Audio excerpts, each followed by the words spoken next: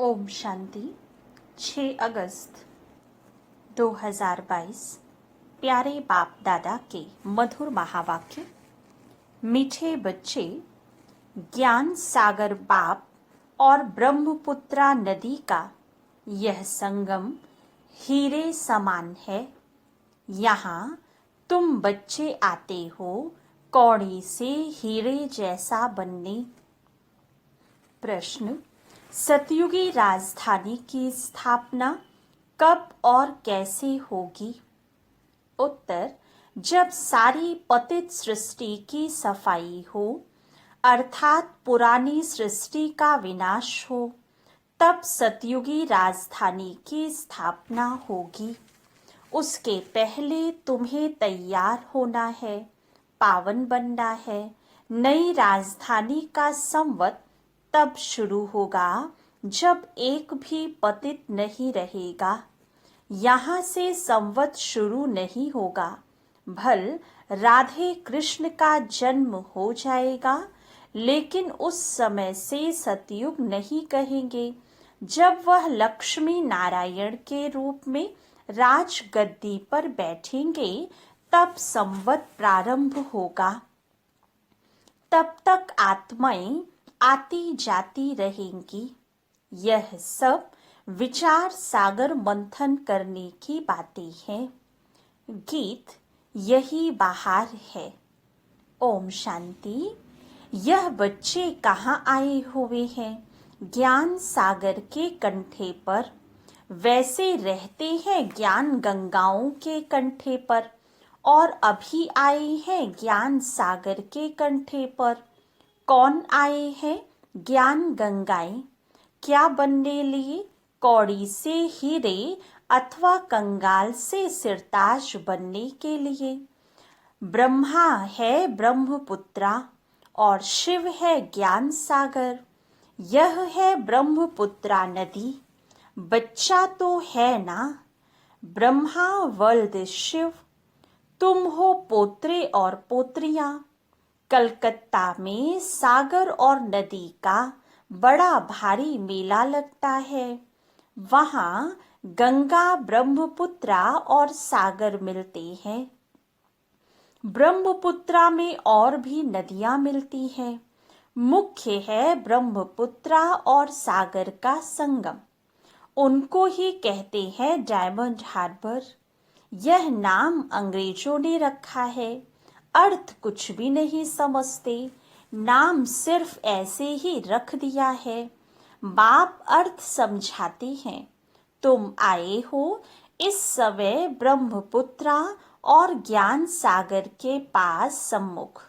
वहां भी सागर के सम्मुख जाते हो हीरा बनने के लिए, परंतु हीरों के बदले पत्थर बन जाते हो, क्योंकि वह है भक्ति मार्ग।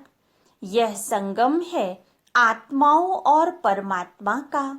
दोनों इकट्ठे हैं। वह जड़, यह चैतन्य। यह तो कहाँ भी जा सकते हैं। तो बच्चों को हमेशा यह समझना चाहिए कि ब्रह्मपुत्रा और सागर दोनों इकट्ठे हैं चैतन्य में। यह जैसे कि हीरे बनने का संगम हो गया। तुम हीरे जैसा बनो। यह है ब्रह्मपुत्रा और एडॉप्टेड ज्ञान गंगाएं। यह नदियां तो अनगिनत हैं। उन नदियों का तो सबको मालूम है कि भारत में इतनी नदियां हैं। यह तो अनगिनत है। इन ज्ञान नदियों का तो अंत नहीं पाया जा सकता है।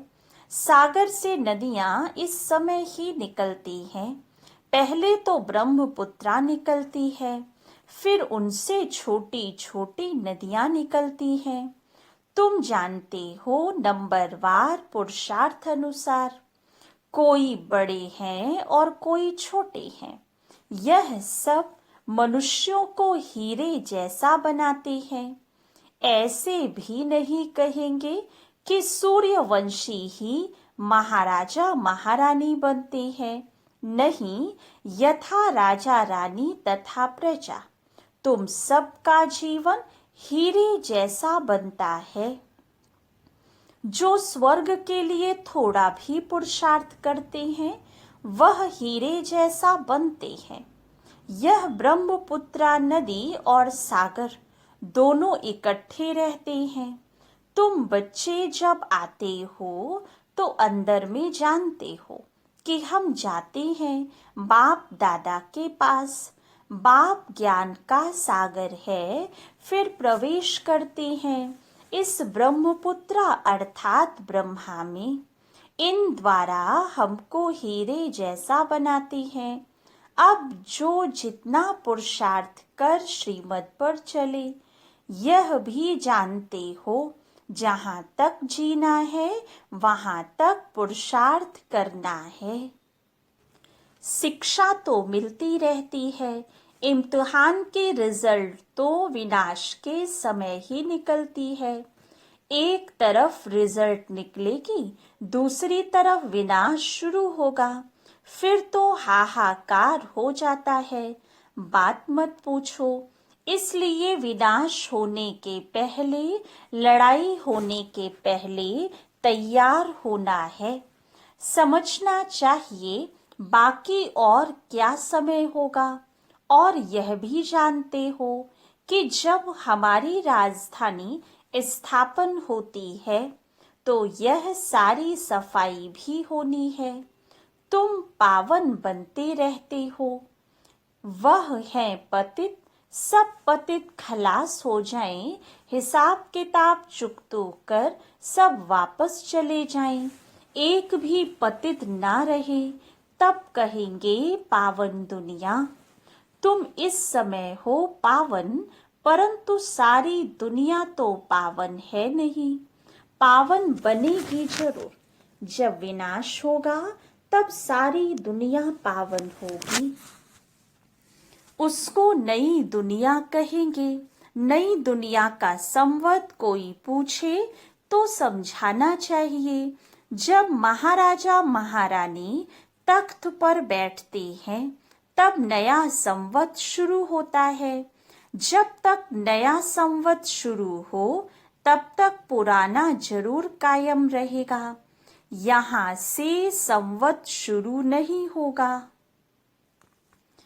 हम ब्राह्मण भल नए हैं, परंतु दुनिया अथवा सारी पृथ्वी थोड़ी ही नई है। अभी संगम है, कलयुग के बाद सतयुग आना है। हम कहते ही हैं first Prince princess Radhe Krishna, फिर भी हम उस समय सतयुग नहीं कहेंगे जब तक लक्ष्मी नारायण तख्त पर नहीं बैठे हैं। तब तक कुछ न कुछ खिटपिट होती रहेगी। भल राधे कृष्ण आ जाते हैं। देखो, यह है विचार सागर मंथन करने की बातें। सतयुग जब शुरू होगा तब संवत शुरू होगा। सूर्यवंशी डिनास्टी का संवत फलाना, परंतु प्रिंस प्रिंसेस के नाम पर संवत कभी नहीं होता। बाकी बीच के समय में आना जाना होता रहता है। छीछी मनुष्यों को भी जाना है। कुछ न कुछ बचे हुए तो रहते ही है ना। जो भी बचे हुए होंगे वह भी वापस जाएं, टाइम लगता है। यह कौन समझाते हैं? ज्ञान सागर भी समझाते हैं तो ब्रह्मपुत्रा ज्ञान नदी भी है, दोनों इकट्ठे समझाते हैं। वह कुंभ का मेला तो वर्ष वर्ष लगता है। यह कुंभ का मेला, सागर और ज्ञान नदियों का मेला तो संगम युग पर ही होता है। तुम बच्चे कहेंगे हम जाते हैं मात पिता व ज्ञान सागर और बड़ी नदी के पास। बाबा हमको इस बड़ी नदी और इन नदियों का वर्षा नदियों द्वारा वर्षा दे रहे हैं, अर्थात हीरे जैसा बनाते हैं। कुंभ के मेले में कितना खुशी से, बड़ी शुद्धि से जाती है और वहां मनसा वाचा कर्मणा पवित्र रहते हैं। वह है जड़ यात्रा। यात्री अपना कल्याण करना चाहते हैं। पंडों का इतना कल्याण नहीं होता है जितना यात्रियों का। पंडे लोग तो पैसा इकट्ठा करने जाते हैं, उन्हों की इतनी भावना नहीं होती है जितनी यात्रियों की रहती है। यात्री बड़ी शुद्ध भावना से जाती है तो कईयों को साक्षात्कार हो जाता है। अमरनाथ पर बर्फ का लिंग बना रहता है। सामने जाने से बर्फ ही बर्फ जैसे देखने में आती है। भावना वाले जैसे देखते तो खुश हो जाते हैं। यह तो कुदरत है। बर्फ में लिंग बन जाता है। मनुष्यों की ऐसी भावना बैठ जाती है, है कुछ भी नहीं। सच्ची यात्रा तो अभी तुम्हारी हो रही है। मनुष्य समझते हैं भगवान के पिछाड़ी बहुत धक्का खाया है भगवान से मिलने, परंतु भगवान मिलता ही नहीं। बाबा ने समझाया है भगवान का तो चित्र नहीं निकाल सकते हैं, बिंदी का फोटो क्या होगा। वह तो समझाने के लिए कहा जाता है कि स्टार है। भ्रकुटी के बीच चमकता है अजब सितारा। कई बच्चियां भ्रकुटी में टीका लगाती हैं। यह सुना हुआ है ना कि आत्मा का निवास भ्रकुटी में है, तो स्टार लगाती हैं। सच्चा तिलक अगर कहें तो वह है। राजाई का तिलक फिर बड़ा होता है, वह स्थूल राज तिलक मिलता है। तुम बच्चों को ज्ञान आ जाता है कि हम आत्माओं को अब राज तिलक मिलता है। आत्मा समझती है कि अभी हमको परमपिता परमात्मा से राज तिलक मिलता है। भ्रकुटी के बीच बहुत अच्छा स्टार लगाते हैं, सोने का भी लगाते हैं। अभी तुमको सारा ज्ञान मिला हुआ है। हम स्टार अब हीरे जैसा बनते हैं। हम आत्मा स्टार हैं, परमपिता परमात्मा भी स्टार, इतना ही छोटा है, परंतु उनमें सारी नॉलेज है। यह बातें बड़ी गुह्य हैं। तुमको ज्ञान अर्थात सोचना मिला है। परमपिता परमात्मा के रूप को भी देखा समझा है। जैसे आत्मा का साक्षात्कार होता है, वैसे परमात्मा का भी होता है। कहेंगे जैसे तुम वैसे बाप है। बाकी बच्चे को बाप का क्या साक्षात्कार चाहिए। आत्मा छोटी बड़ी नहीं होती, जैसे तुम वैसे बाप है। सिर्फ महिमा और पार्ट अलग अलग है और सबसे भिन्न है। एक ना मिले दूसरे से। एक्टर्स का पार्ट एक जैसा थोड़े ही हो सकता है। इसको ईश्वर की कुदरत कहा जाता है। वास्तव में ड्रामा की कुदरत कहें, क्योंकि बाबा ऐसे नहीं कहते कि मैंने ड्रामा बनाया है।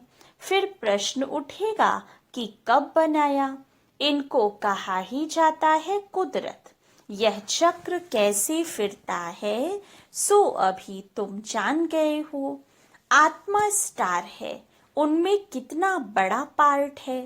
परम पिता परमात्मा सर्वशक्तिमान वर्ल्ड ऑलमाइटी अथॉरिटी है, ज्ञान का सागर है। यहाँ किसको ज्ञान का सागर नहीं कहा जाता।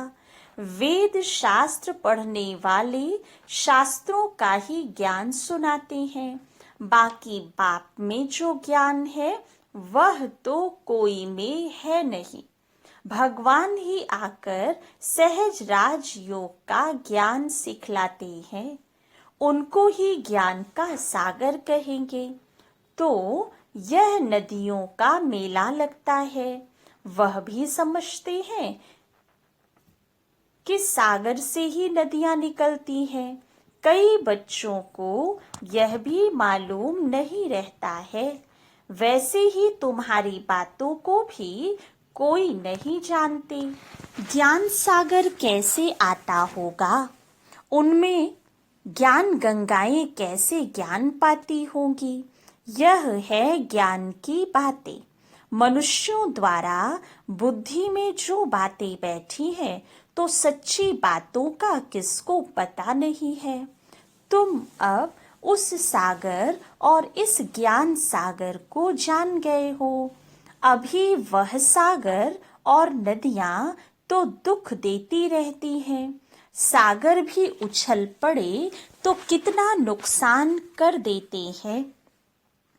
अभी ज्ञान सागर पतित पावन को सब याद करते हैं। उस सागर व नदियों को कोई याद नहीं करते। पतित पावन ज्ञान सागर को याद करते हैं। उस सागर से ही यह नदियां निकलती हैं। उनके नाम रूप देश काल को कोई जानते नहीं है। भल शिव नाम कहते भी हैं, सिर्फ लिंग का नाम रख दिया है। बाबा का नाम अविनाशी है ना। शिव बाबा रचयिता एक है, उनकी रचना भी एक है और अनादि है। कैसे अनादि है वह बाप बैठ समझाते हैं। सतयुग में यह त्योहार आदि कुछ भी होते नहीं, सब गायब हो जाते हैं। फिर भक्ति मार्ग में शुरू होंगे। मनुष्य समझते हैं स्वर्ग था, फिर स्वर्ग आएगा, परंतु इस समय तो नरक है। इनकी आयु का किसको पता नहीं है, घोर अंधियारा है। कल्प की आयु का भी किसको पता नहीं है।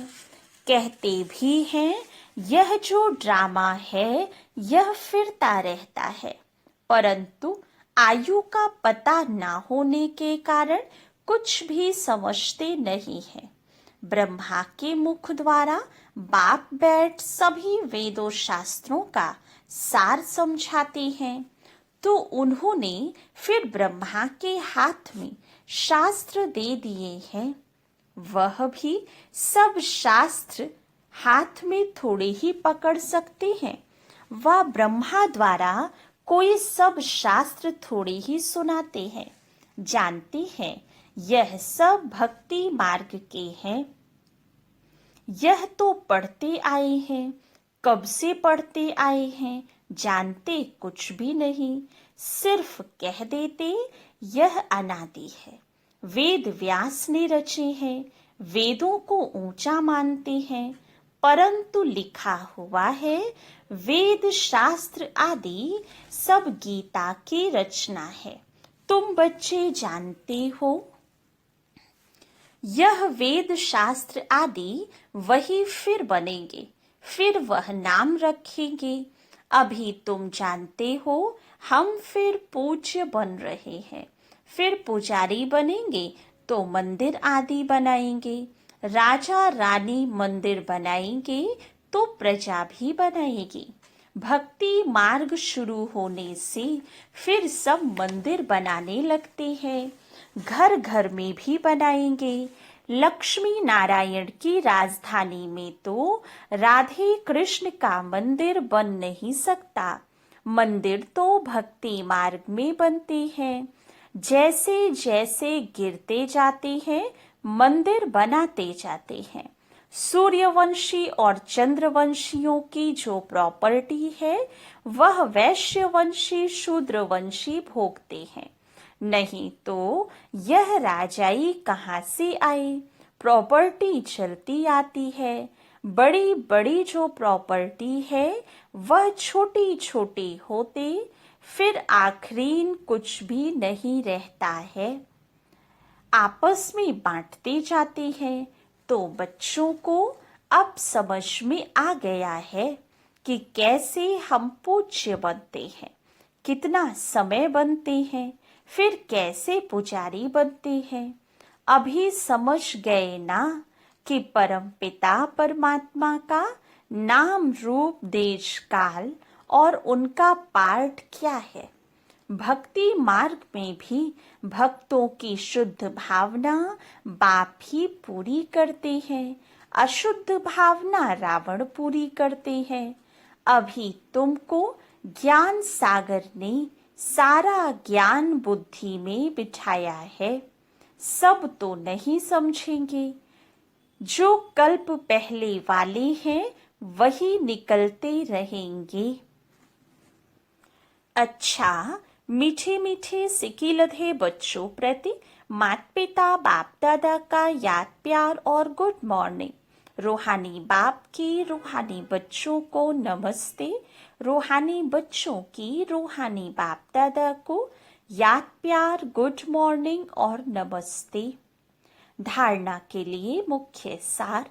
फर्स्ट पॉइंट, जब तक जीना है पुरुषार्थ करते रहना है, बाप की शिक्षाओं को अमल में लाना है, बाप समान मास्टर ज्ञान सागर बनना है।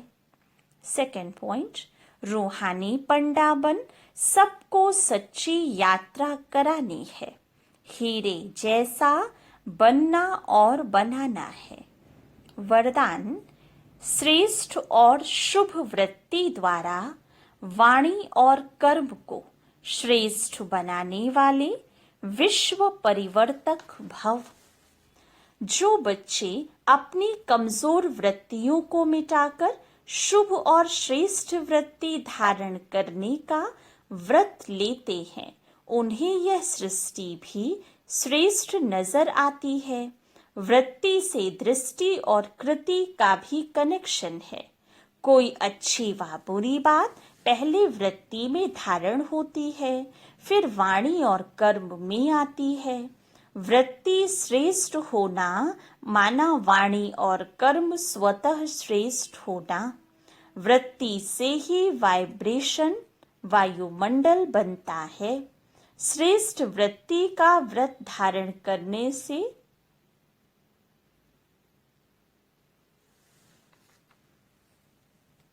विश्व परिवर्तक स्वतः बन जाते हैं। स्लोगन, विदेही व अशरीरी बनने का अभ्यास करो तो किसी के भी मन के भाव को जान लेंगे। अच्छा, ओम शांति।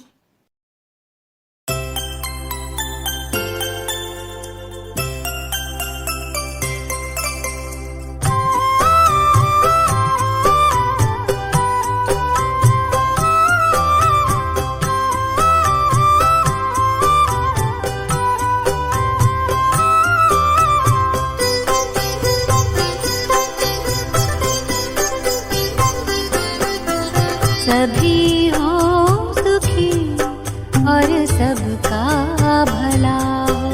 सभी हो सुखी और सबका भला हो।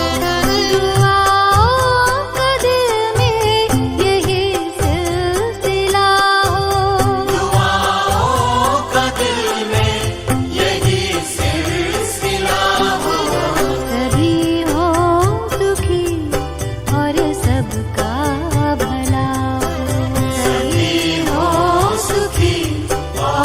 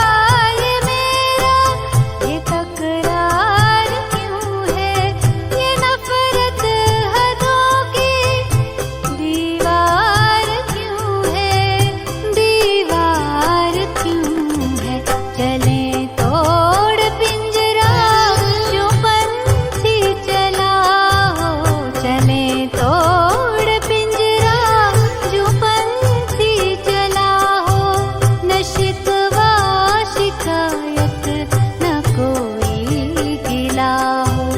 दुआओं का दिल में यही सिलसिला हो। सभी हो सुखी और सबका भला हो। सभी हो सुखी और सबका भला हो।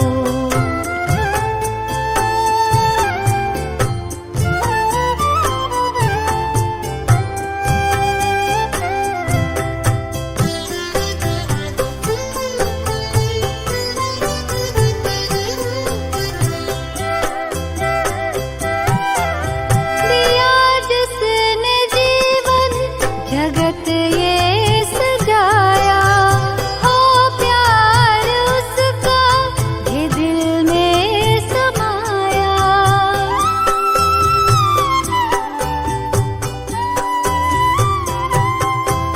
दिया जिसने जीवन जगत ये सजाया हो।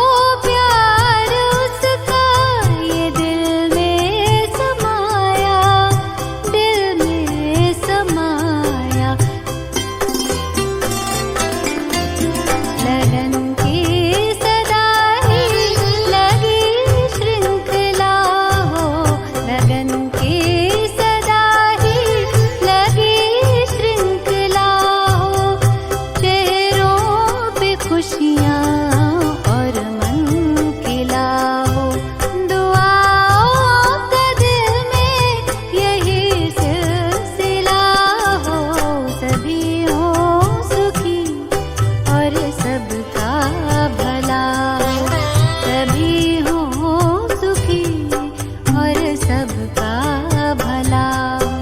सभी हो सुखी और सबका भला हो। सभी हो सुखी और सबका भला हो। सभी हो सुखी और सबका